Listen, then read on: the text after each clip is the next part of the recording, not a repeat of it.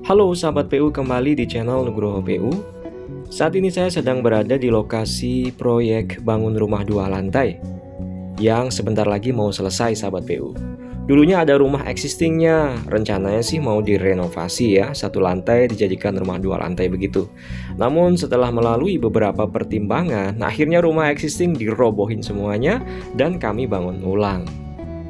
Pagar depan dari rumah ini terbuat dari 2 jenis material. Yang pertama dari pasangan roster, kemudian yang kedua terbuat dari besi holo yang di finish cat berwarna putih, senada dengan konsep dari rumah ini. Masuk ke area carport, untuk lantainya terbuat dari pasangan batu alam, kemudian dinding samping kiri dan samping kanan carportnya terbuat dari pasangan batu alam Palimanan sahabat PU. Adapun rumah ini memiliki bentangan tampak depannya adalah di 10 meter, yang mana kapasitas carport yang sedang kita buat ini mampu menampung 3 buah mobil diparkirkan di carport ini.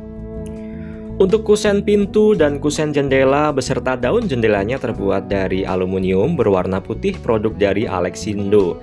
Ini adalah pintu utamanya sahabat PU, berupa daun pintu kupu tarung dengan bahan kayu kamper yang di finish duko berwarna putih.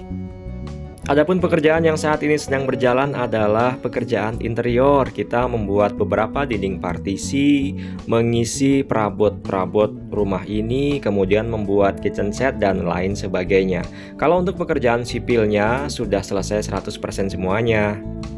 Bagian interior dari rumah ini juga dominan berwarna putih ya sahabat PU ya, baik dindingnya, kemudian interiornya, kemudian plafonnya juga berwarna putih.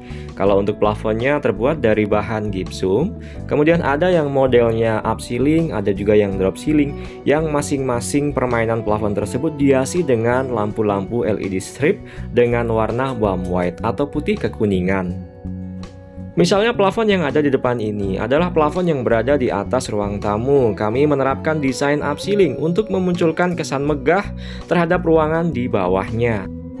Progres proyek ketika sudah masuk di pekerjaan finishing seperti ini sama sekali nggak bisa diburu-buru ya sahabat PU ya.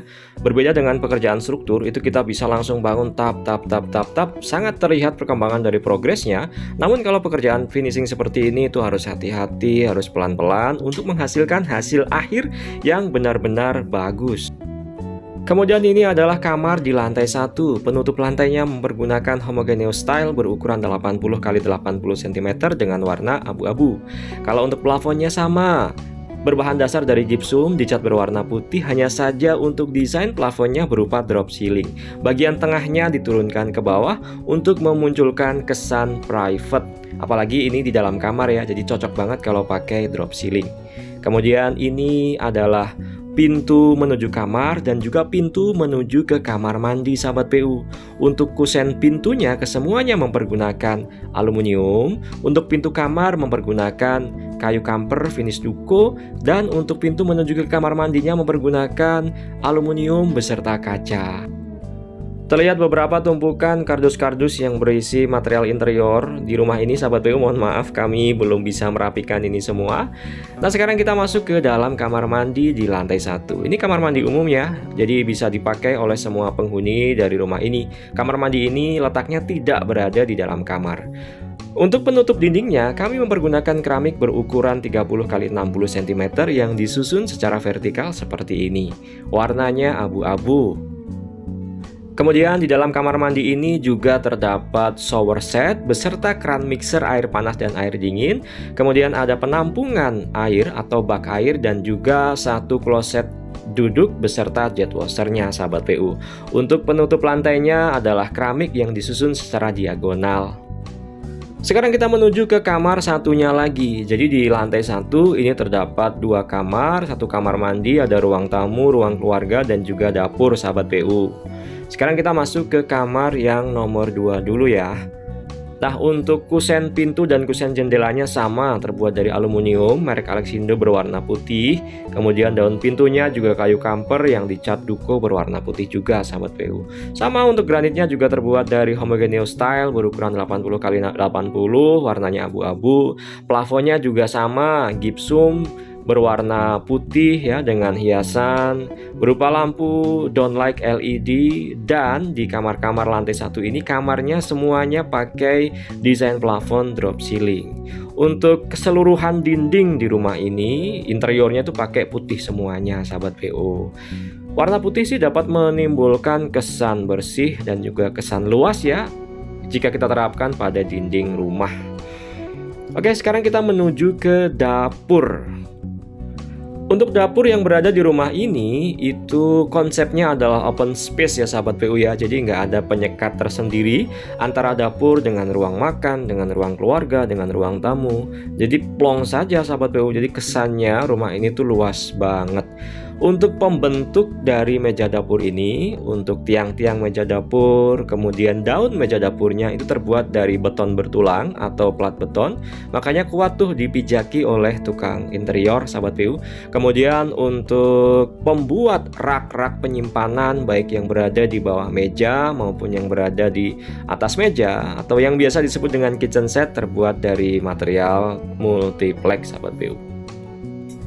Adapun bentuk meja dapur di rumah ini berbentuk letter L sahabat PU, di mana di dalam meja dapur ini terdapat sink ya, terdapat kompor, kemudian terdapat ruang-ruang untuk iris-iris ya, untuk meletakkan piranti-piranti memasak lainnya, dan tentu ada beberapa titik stop kontak ya untuk menjadi sumber arus peralatan-peralatan memasak sahabat PU.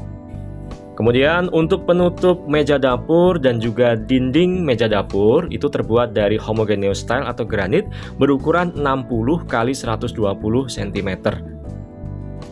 Dalam mendesain sebuah meja dapur seperti ini, itu yang pertama-tama kita harus memahami aktivitas apa yang dilakukan di meja dapur. Runtutan memasak misalnya sahabat PU. Nah, ketika kita sudah paham aktivitas memasak, maka kita dapat meletakkan di mana kira-kira tempat cucian piringnya, di mana kita meletakkan kompornya, di mana kita meletakkan tempat iris-irisnya, tempat untuk meletakkan peralatan-peralatan elektrik untuk memasak, misal Magicom misalnya. Nah, itu didapat dari memahami aktivitas yang dilakukan pada saat memasak sahabat PU. Dapur yang berada di rumah ini letaknya berada di sebelah void utama atau void belakang rumah ini sahabat PU. Jadi kita dapat pencahayaan alami yang menerangi area belakang atau area dapur rumah ini sahabat PU. Kemudian ini nanti bisa dibuat space untuk membuat taman-taman kecil gitu misalnya, dan juga ada ruang untuk gudang di paling belakang sisi rumah ini sahabat PU. Baik, jadi pekerjaan kami masih masuk ke dalam tahapan interior ya.